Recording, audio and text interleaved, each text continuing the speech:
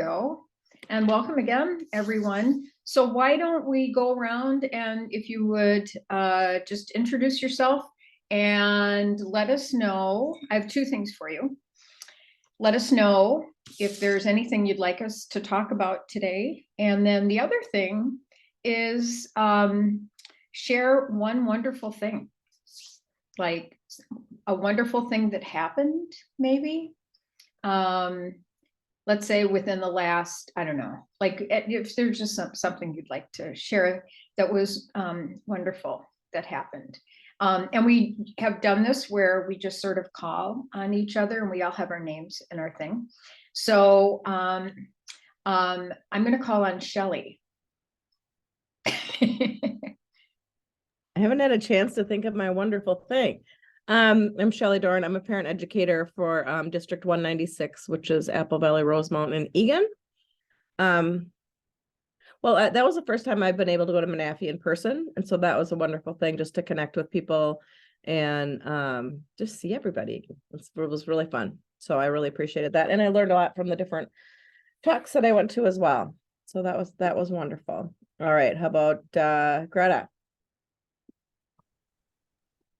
Hi, I'm Greta Nelson, and I'm a parent educator in Cambridge ISANI schools. And did you specifically mean like a wonderful thing from MNAFEE or just any kind of wonderful thing? Oh, okay, any kind of wonderful thing. Because my husband says I'm a last in, first out thought person. I'm going to pull something from my class this morning. I had a mama say to the group, she goes, you know, I just want to say I love being in this group. And Greta, you're like my auntie. I'm an auntie. That was a wonderful thing. So I'm going to pick Katie. Okay. Thanks, Greta. It was so fun to meet you too at MNAFEE. So I'm Katie and I'm the parent educator in Jordan. If you're not familiar with Jordan, it's kind of a small town south of Shakopee, about 15 minutes.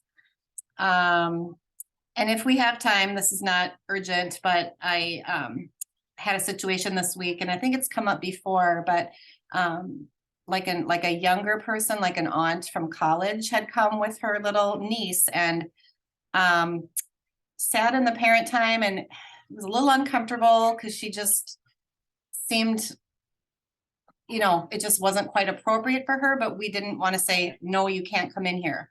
We kind of wanted to give her the option, hoping she would choose to stay with her niece. So I don't know if anybody has kind of a more concrete thing that you do with that. But again, it's not urgent. So if it doesn't come up, no problem. And I'm going to go kind of like with what Greta said. Yesterday in class, we were talking about self-care, and one of the moms said, you know, this 45 minutes that we're in here drinking hot coffee, not getting interrupted is kind of like my self-care. So I thought, oh, that's so nice to hear. I hadn't thought of it that way, but that made me feel good that these moms are getting that, you know, from being here. So anyway, let's see. I will do Christy. Hi, everyone. I'm so glad to be able to be here for a change. Usually I just listen to the recording, but we had a staff day today, so I'm using my lunchtime. I'm Christy Hansen. I'm in Rosemount, Apple Valley, Egan with Shelley. And one wonderful thing, I don't know, I have to say, sitting in a workshop, I think it was the keynote speaker, Jit, it was his workshop, and this lovely person coming up to me and saying, hi, Christy, I'm Greta. And then looking at her and like thinking, oh my gosh, you are real. Like just that whole feeling of the whole time, like, wow, people are, this is great, but it was so wonderful to see everyone in person. I do have something to throw out to the group if we get around to it. This morning we had our data day and we looked at feedback from parents, and we were doing a strategic planning process, and we talked about that too. And It keeps coming back, and the MNAFEE information really validated that families are coming to us with more needs than we are typically used to pre-pandemic, and just had a conversation around the capacity of staff to be able to serve more intense needs, and what should we do about that. So just throwing that out there to you. And I will call on Barb.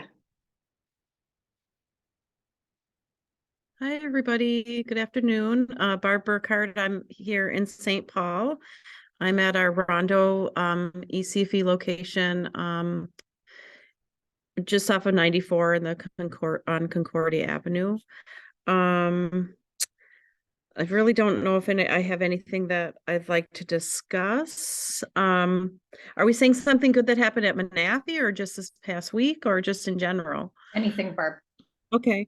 Well, something good that happened yesterday. We've had very low attendance this week. We have a lot of Muslim families who have been really preparing for Eid with their families for today. So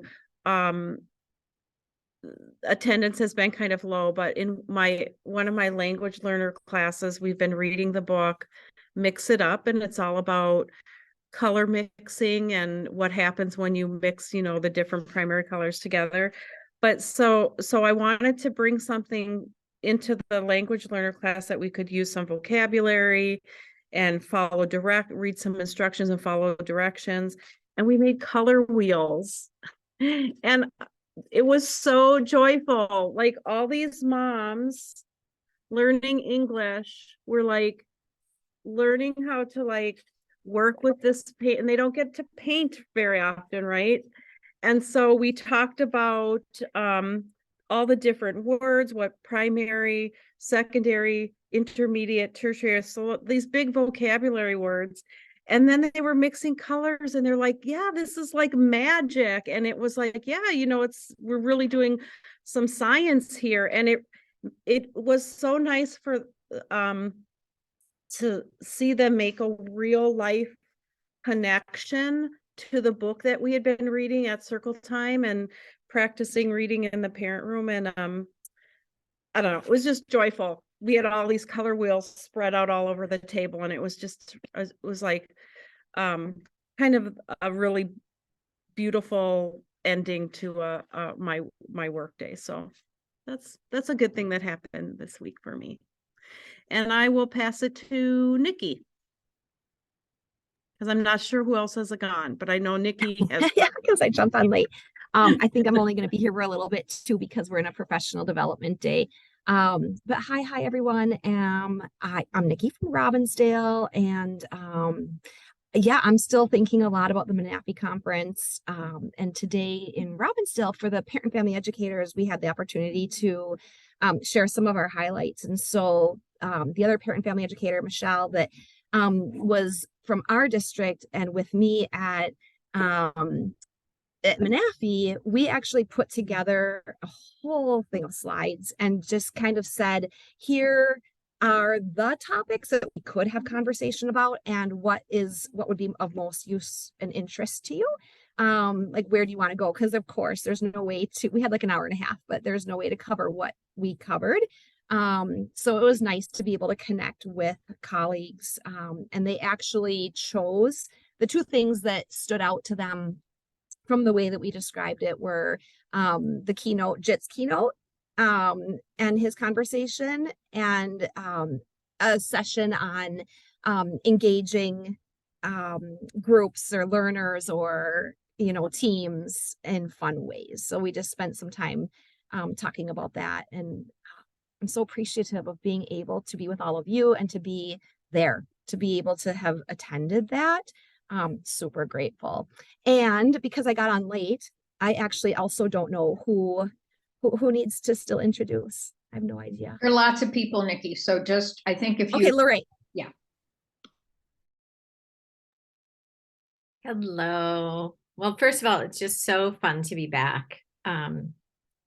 So I'm Lorraine, and I am recently retired parent educator in Wilmer. So Abby Zylstra, I think, has been coming. I had encouraged her, so she had been coming. But I didn't drop off the planet. I did Abby's, I subbed for her when she had a baby in the fall. So I still got to have my fingers in the parent ed pie. And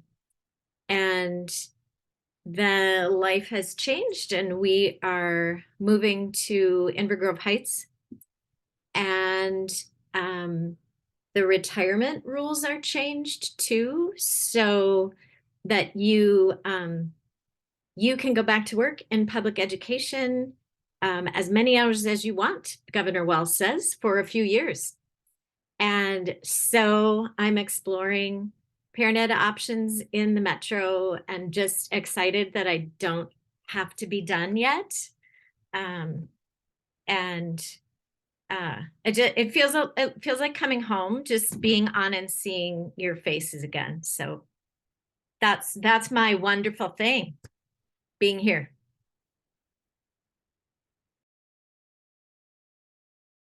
Would you like to pick someone, Lorraine? I will. Cinnamon, have you gone? Hi, everybody. I'm Cinnamon Tyson. I'm from Chisago Lakes. I actually have missed MNAFEE, which has been sad, and I really wish like they would have given us recordings. It just didn't work in our district, so I still would have liked to have attended, you know, some way, but it's all right. Maybe next year. And then I have two actually fun things. So with my kiddos yesterday, I did early childhood screening, and one of the moms is like, oh my gosh, she is so picky. She won't eat anything. Well, she's 3. She's not gonna, you know, like they'll get there. So I just asked her, I said, well, what's your favorite food? And she goes, pizza. And I said, where do you like pizza from? And in our little neighborhood, we have Pizza Pub. So she was just so excited. That was pretty cute. Out of the mouth of babes. I just love it. And then for like my parent ed piece, so I moved my tables around just because a couple weeks ago, right before MNAFEE, we were talking about routines and how we get out of our routines. And, you know, they always sit in the same spot every day and whatever. So I moved my tables around and I kind of assigned them seats.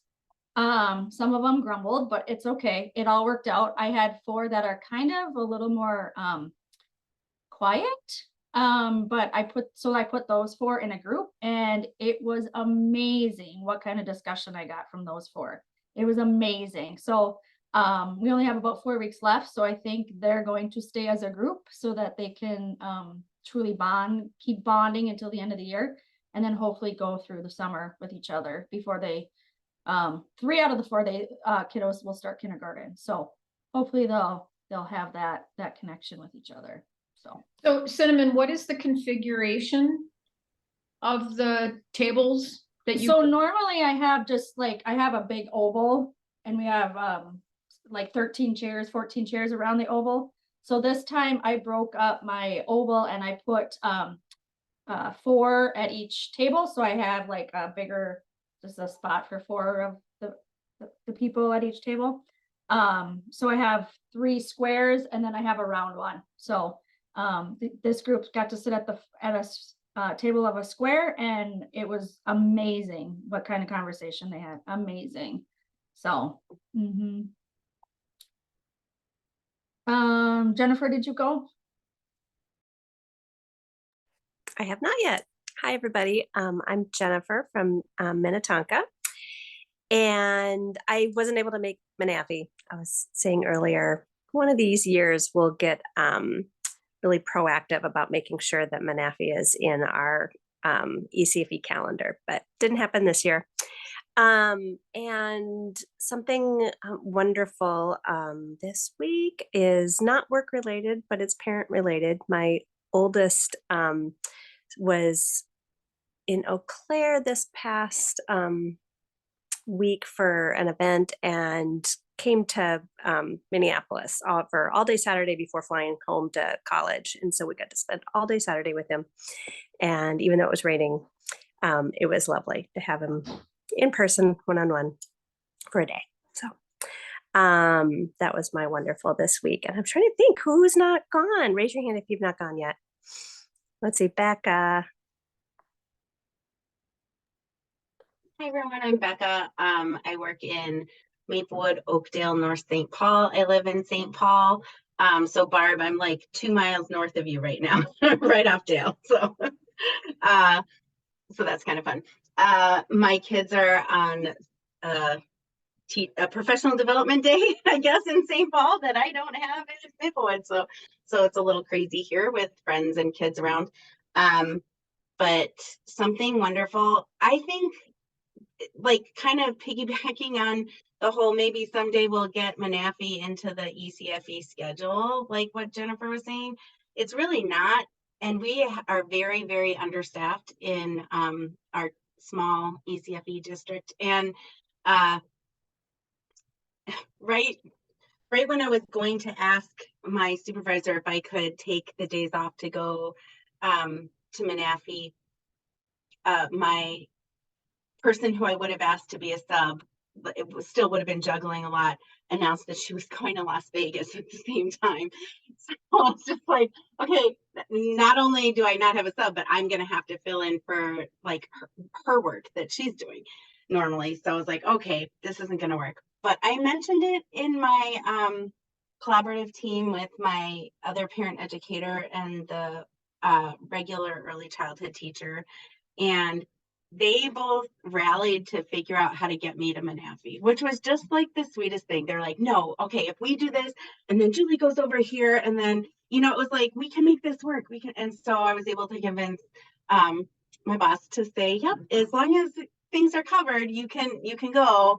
And then it was too late to get a hotel room, and like so many things were kind of like, oh, is this going to work? Because it was so close.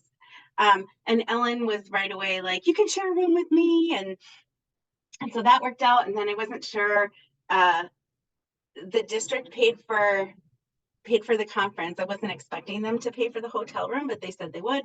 But because it was already under Ellen's name, it was really complicated. I was like, how are we going to do this?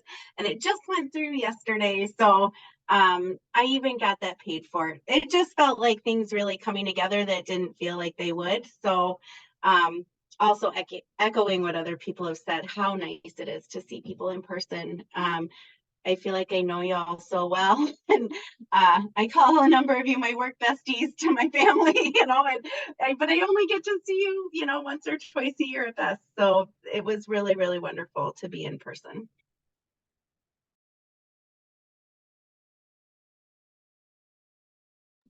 Whoops. Okay. I think Greta and Sarah. Oh, Greta, you went. Okay, Sarah. Yeah. Hi, everybody. I am in Babbitt today. So I'm up in northeastern Minnesota, and I work in Babbitt, Ely, and Tower, Sedan. And I would say the wonderful thing was going in person to the MNAFEE conference. And one of the things was meeting a bunch of my grad school friends, like throughout the whole couple days, running into them. And then because we had never met in person before. And then I ended up at dinner with some of you. And so that was another wonderful thing. I haven't been on one of these calls in a long time. And it's just such a sweet group of people. I really appreciate all of you and the recordings. And I'm going to try to get to more of these. So that was a wonderful piece. I really appreciate the community connection, I think, more than anything else. And a topic, the thing that just came up today, unfortunately, there was a car accident and a mother and child died from one of the schools, an 11-year-old and her mom. And so I'm just been thinking this morning about grieving as a topic, and it doesn't have to be talked about today, but at some point, I think it would be a interesting topic to have.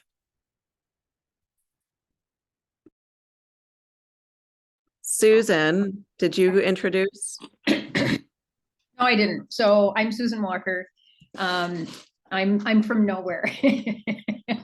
I'm just virtual. I don't really exist. So It could be said you are everywhere.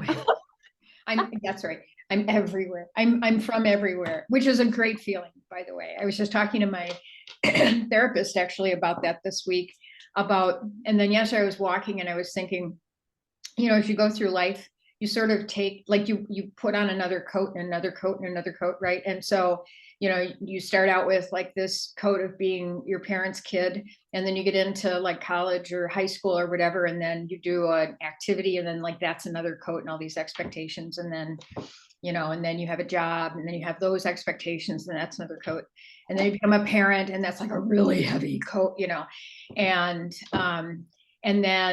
one of the thing I'm finding in retirement is like I'm like casting all these coats off, and it's just really exciting because almost a year ago when I retired, I don't call it my retirement, I call it my fulfillment. And it really is about, just sort of taking these identities off and just living whatever is me, right? And so I don't know where am I from? So anyway, so my great thing, of course, was last week at the conference. And yes, my 3-minute hug with Greta. I mean, I absolutely adore this group. I know a lot of you from either prior parent ed, professional ECFE work, MNAFEE, whatever, and especially at the U, a number of you have been my students, and then having the opportunity to meet some of you in person. Some of you, however, i.e. Greta, I only have known from doing this group. And so I think it was really amazing, because I intentionally was like scoping around the convention center looking for Greta, it was just like, I think she's here. And then I saw her from afar. And then I was going to feel really sad if I missed the opportunity to actually meet Greta in person. But I got the opportunity, and it was amazing. So I feel like I should say something. I agree so much. I saw Christy Hansen from across the room, and I'm sorry, I have to leave this conversation. There's someone I need to say hello to, and booked it over. And just going to your seminar or workshop, it was just it's surreal is what it was, being there with you guys. I mean, seeing each of you that were there and being able to just be together. And this is together too, I get it, but there's something about the reality of it in my brain. Yeah. It was lovely. I thank you for the hug too, Susan. It was it's a highlight. Oh, yeah, I mean, there is something about the physical warmth and contact and that, and hugs. I'm a big hugger, and to just have that opportunity. And I think I was mentioning, some of you who have been in the parent ed program, we would always hear, because it's virtual and online, was that it was necessary to be able to reach everybody in Minnesota who wanted to get the parent ed license. And, it was good. And I started with it in 2007. And so for a number of years, it was like clunky online, and the students would say, well, this is great. However, it'd be really nice if we could, have more social connection. And it was just a pain in the patootie to try to arrange, because then we didn't have Zoom, right? And so to connect outside of our classes meant getting together at a park, and then you're disadvantaging. So someone like Sarah wouldn't have been able to join us, right? Because she was farther away. And so, thank the goddess for Zoom, for this kind of technology. So at least we can do that. But one of the things I found about the power of virtual spaces is, and maybe you found this with your online stuff during COVID, but it helps people form connections that then they want to meet face to face, right? So anyway, it's all good. But yeah, so definitely MNAFEE. The other thing I have to note though is I've started volunteering with feline rescue, and so every week I get to play with kittens, like 5-week, 7-week-old kittens, and hold them. And because I work with the veterinary services, so like I hold them while they're getting their little nails clipped. And I've watched a few neutering surgeries, which I have to say, watching the male of a species get neutered is a very satisfying kind of thing. So anyway, so being with animals, and especially small kittens, is a great joy for me. Okay, well, we have great topics to talk about. I do want to put in a plug before you all leave at the end, since we're talking about being together and how wonderful that is. You've probably seen it through the Perfect Connections listserv, but for those of you who aren't familiar with what we did last year, we did a retreat and we're doing it again this year. So you've probably seen the note that I've sent this week on it. And I guess the one thing I would say is, please join us if you can. And if you are curious what it's like and what we did, and, actually what we do on Fridays, it's like 24 hours of just being together and chilling and sitting around a campfire and stuff like that. But Becca and Jennifer and Shelly and Christy and Nikki were all with us last year. And so, I would just recommend reaching out to those folks. And any of you at home who are watching this virtually, I hope, you can join us as well. Anyway, so we have topics. We have the topic of grieving to talk about with your parent ed classes. Thanks for that. Katie's topic was when someone who isn't a parent comes to class with a child and encouraging them to stay. And also, the staff capacity as the needs of families as they're coming in are escalating and becoming more complex. When our staff is trained, as we all are, to do a certain thing, but being called on to do other things. Fabulous topics, folks. Thank you.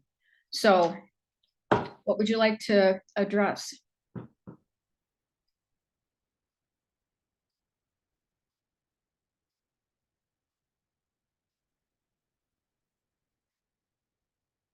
Well, I'll start. Thanks, Barb. I like the topic of not that I'm happy about it, but we do know that, families are bringing a lot of different things, not necessarily things that are, looking for support around their child's growth and development. I think what I'm seeing is just a lot of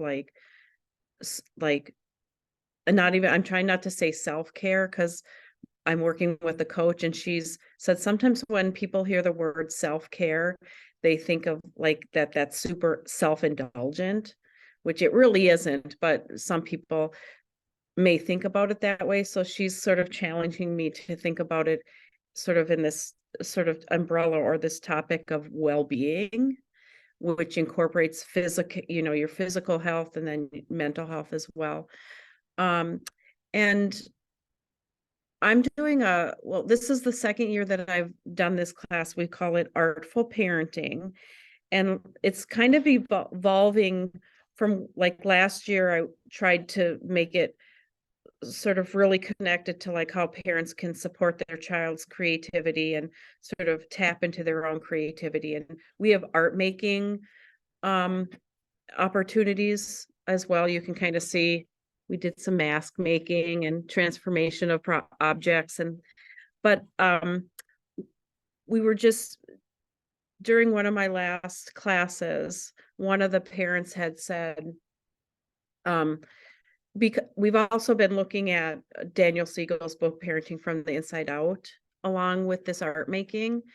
And one of the things that we were talking about when we were making art is that she says this is such a different kind of ECFE class, she said, than I've had in the past. She's like, it's not, we don't just come in every week and we talk about child development or, those sort of more typical kind of parent ed topics, where it's just this chance for parents. I think someone was saying, you come in for the 45 minutes or the hour, you have some coffee, you're building that community, which I've been thinking a lot about your session on community, Susan, and how, because I worried for a long time, like, is this really parent ed, what I'm doing, right? But it really is, because it's this idea of building community, especially when I think about what you talked about how building community affects happiness and how it promotes good health and relationships. And so that was really affirming, like, yes, this can be parent ed. And it's sort of joyful for me to be a part of that. I have my undergrad in art and photography. And so next year I'm like thinking about like how to shift it now even more into sort of this mindfulness space. And like my son is a violinist, so he's curating a playlist for me for our art making activities. And I thinking about like bringing in like more, like I have a friend who does sound healing and another friend who does creative movement. But I feel like with all of these things, that additional things and heavier things that parents are coming to us with, that I think a nice way to respond is just giving them a space for mindfulness and for their own well-being, because then, that's going to obviously help them to be more of the parent they want to be. So that's what I was kind of thinking about, and thinking that, yeah, that is, it's a reality, but we can create spaces to help parents with that.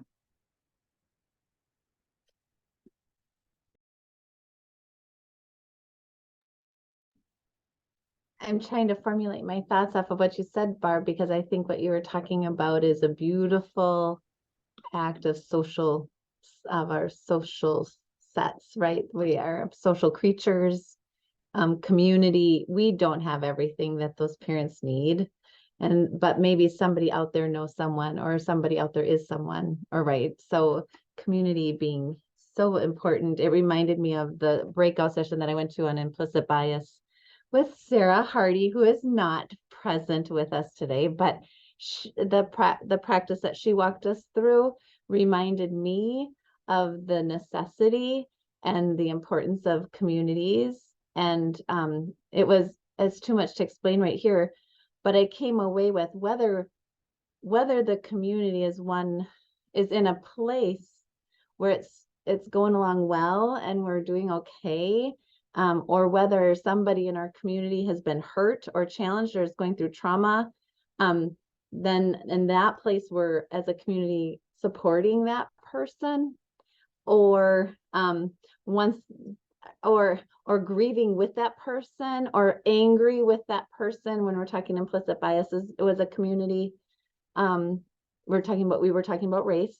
And so how important that structure is to bolster, and how even when it's threatened or one person's threatened, that the potential is there for that community to still come along and support that individual in a healthy way, and even in a power imbalance. Even when there's power imbalances within a larger community, the ones within it can be so supportive. And I think that's of ECFE. I think that of our parent time with these mamas and daddies and grandparents, or whomever is the caregiver of these young children. So thanks for bringing that up. And I think the well-being, I'm going to use that word. Thanks for bringing that up.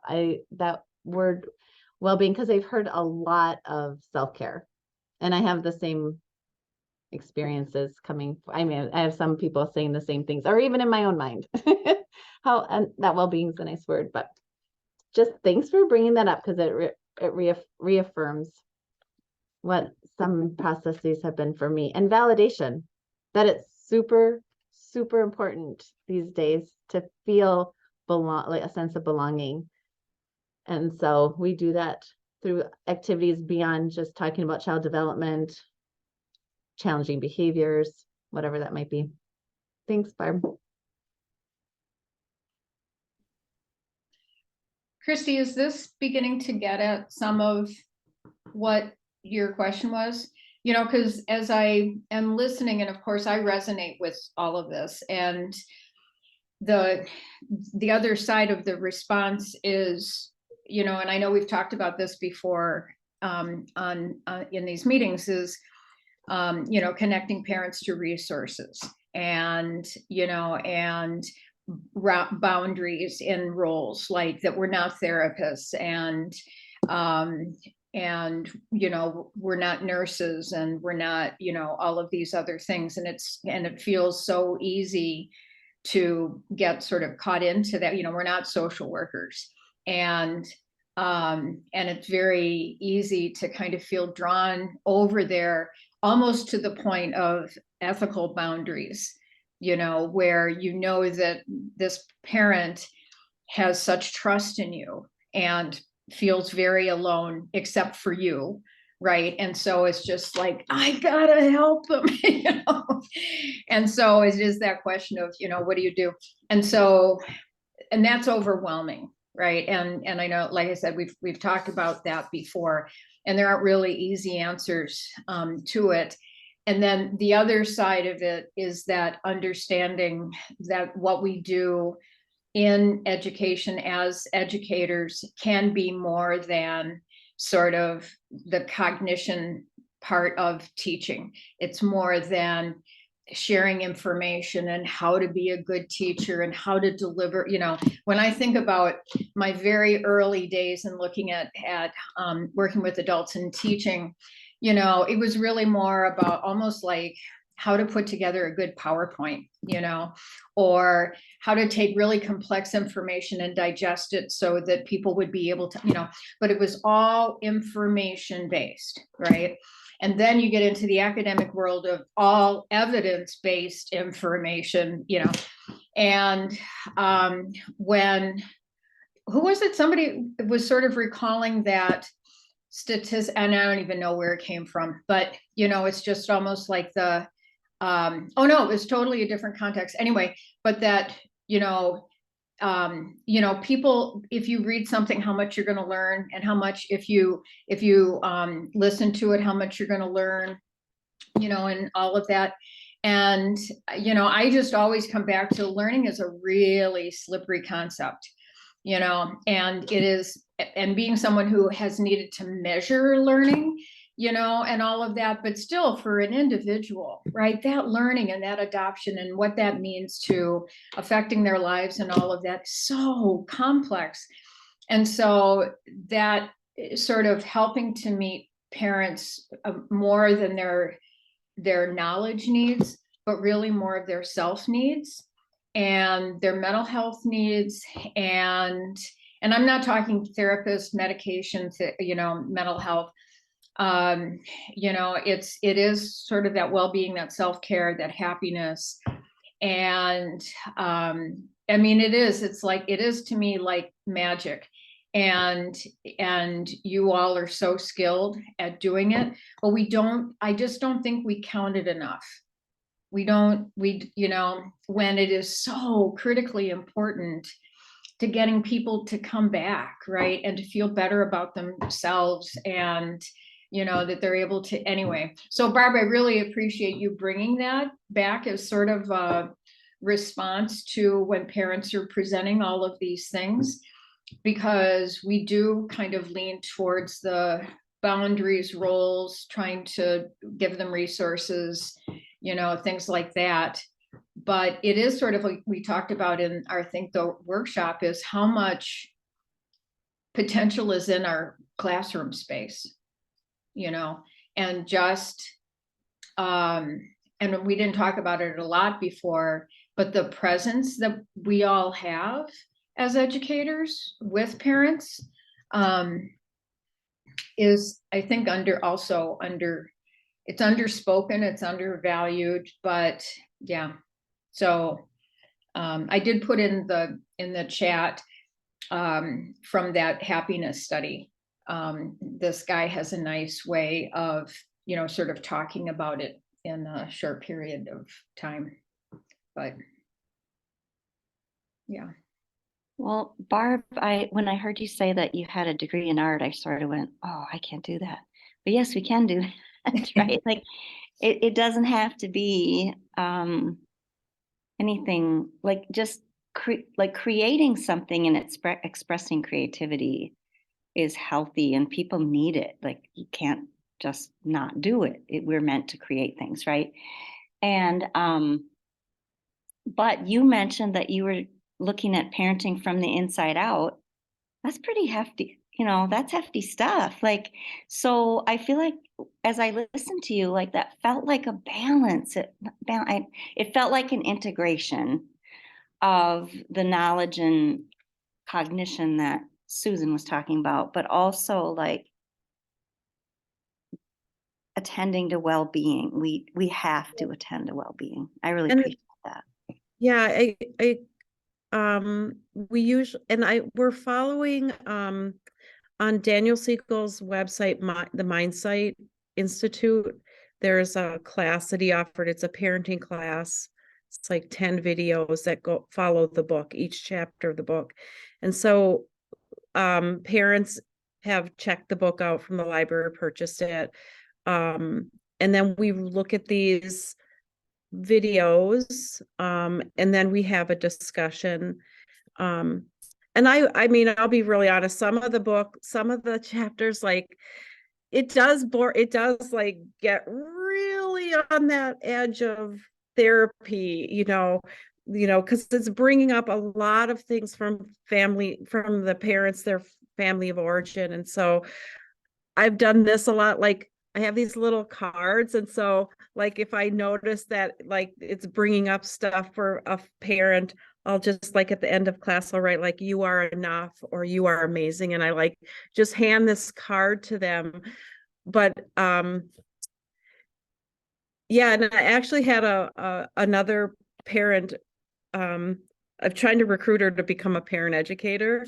And she's like, she goes, I just don't know, maybe an early childhood teacher. And she's like, when we talk about the parenting from the inside, I just think about it and I'm like, how is she talking about these things with parents? But I know how that book was super transformational for my own parenting journey when and it helped me make sense of things that happened in my own family of origin. And so I know it's a really powerful book. So that, yeah, I kind of wanted to balance some reflection and this idea of just, yeah, reflection, because really that, and then having an art opportunity that if they wanted to create something in response to that reflection, that they could, and oftentimes things will come through in a piece that the parents are making that is really connected to their parenting journey. And sometimes it's the art making process and the result, it can be just unspoken, right? You may not even just be able to name that as something as a response to a reflection, but it's in the context of the reading the book and then this community that we've worked to build in each of the classes. So yeah. Barb, did you advertise that class as such? The Yes, book and stuff? Okay. well, we didn't in the catalog. It's talking. We do have to do some refining on how we advertise it, because it's a new class. We're still sort of like figuring out what it is, right? And so it's changed from the first year where we tried to what I tried to do as the parent educator, like we're going to demonstrate lots of different art making so that you can bring it back with your kids. But what we found out is that first years, I found out that parents really were gaining meaning from just making art for themselves and not necessarily art that they could take back to and do with their children. And so that's why this year I wanted to bring in, because I want to have a little bit of structure aside from the art making. And that's why I brought in this book, and because I could see how we could approach that over a year's time or over a school year's time. So whether or not I will use that next year, I still have to kind of reflect on, like, because it was really going, like I said, really heading in therapy boundaries. And I just want to be respectful of, my own boundaries as a parent ed. So, That's why that's kind of why I asked the question, if they knew going into that it was going to be like that. Cause I'm like Chrissy, I'm like, that's really deep and it's really heady. At the same time, if it works for your group, beautiful. I unfortunately this year had an experience where I brought ACEs in and someone from the county presenting it to the group. And the next week was told that was awful by 3 of the 10. They said that was not okay. I wasn't ready for that. I wasn't prepared for that. That you should never ever do that again. And this was the grandparent class, which tells you something. I mean, it might tell you something. It might speak to that because they're to a place past, right? So everything that was being said is about what happened to their kids and what's happening to their grandchildren. So it's probably compounded for some of these people. So I'm trying to be really careful when you said it. I'm like, I would really want to advertise it well. I mean, like put it in the book well, because I don't ever want to experience that again. I mean, it was very difficult for that class. And so that's why I asked the question. Yeah, it's tooling around, but that's great that it was working for your group. I'm very happy for them. yeah, it's makes me want, now I'm super like thinking about like, well, maybe I'll do some art therapy coursework or something. So, but I have a son going into college. I'll have to let him go to school first. So, I'm going to have to pop off. I have a staff meeting, but I wanted to just say thank you, everybody. Thanks, Susan, for reminding me at MNAFEE how this could support my professional practice. So I will see everybody later. Oh, thank you, Barb. Thanks, For Barb. sharing. Yeah. I think creative practice is a huge area that we can actually use more of in parent ed. So I'm really glad Barb brought that up in terms of supporting well-being. And some of the other things that I think that really support well-being is getting outside and doing things in nature or play. And so I think there's maybe potential to engage with parents out of the classroom setting in other ways to help support those things. But I think in general, the whole word well-being is much better than self-care too. I was just thinking about that too. We were just last week doing talking about mindfulness and self-care, like kind of connecting those two things. And coming back this week to ask people, okay, I gave you a homework assignment. What did you do over the last week to take care of yourself? And how many parents still struggled to think of something, especially if we're moving beyond like bare minimum maintenance of like, I fed myself, I showered, I got some sleep, maybe not enough.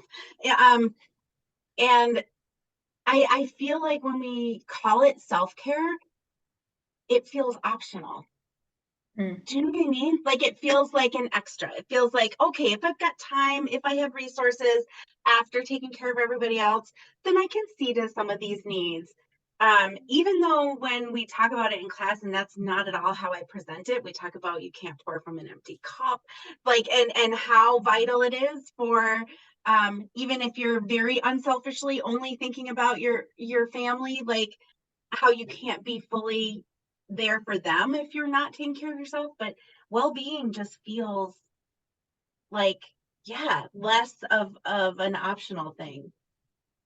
So I like that reframing of the same concept with some different words. One of the things that struck me is how many of the things that we're talking about doing with parents are the same things that we're asking parents to do with their kids. You know, I mean, it's like get out in nature and take brain breaks and, you know, dance things out or do calming practices or yoga or, you know, and it's like, it just reminds me of how it's just that human experience that our parents need to belong just like the kids need to belong. Like we need creativity like the kids need creativity. And it just, I don't know, it's feeling very full circle as I hear the conversation, and it again just reminds me of just the power of this work, which is why I think it's so hard to let it go. And you just get pulled back in because it's such a privilege to walk with families, right? And support them in this and learn ourselves as we do it. So, but I just really had that full circle moment. And I'm totally with you, Becca. I think there's something about the terms in my mind. There's something about self-care.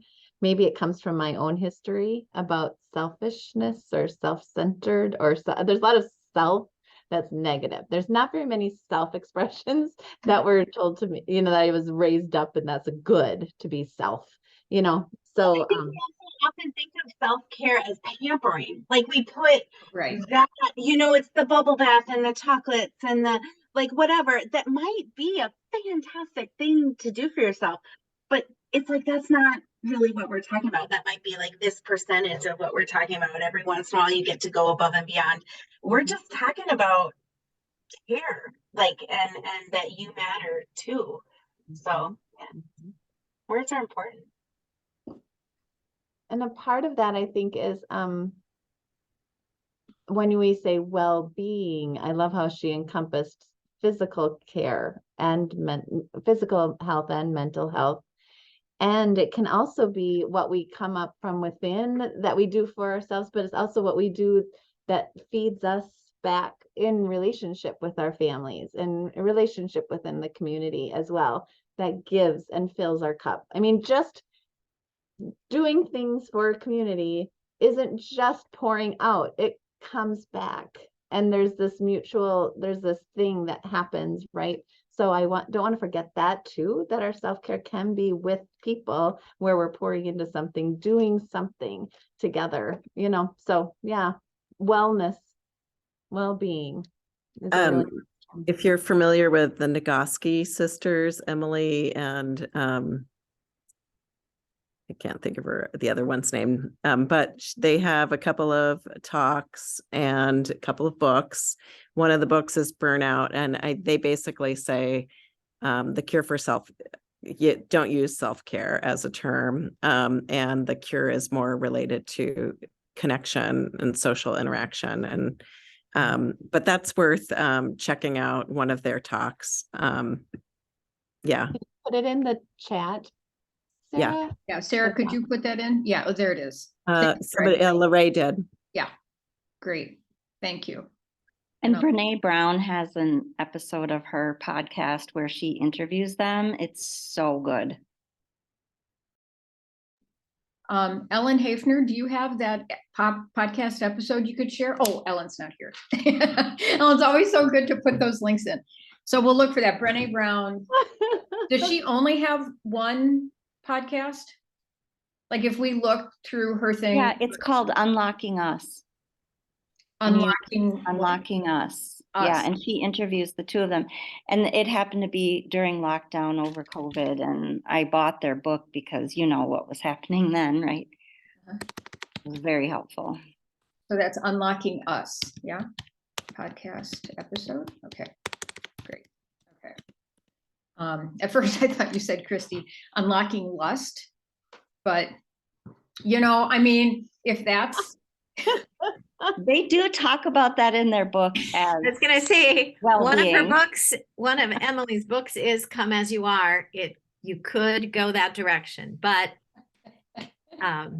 burnout doesn't cover that. well, on that note, we're past time. Thank you, everybody. This has been fabulous. Thanks for the links in chat. And again, another plug for the retreat. Ask us if you have any questions about it. And yeah, we'll see you back here. And it's so wonderful to see familiar faces and new faces and returning faces. So yeah, have a great week. I hope it's filled with wonderful things every day. Thanks, Thank Susan. you. Thanks, everybody. Bye.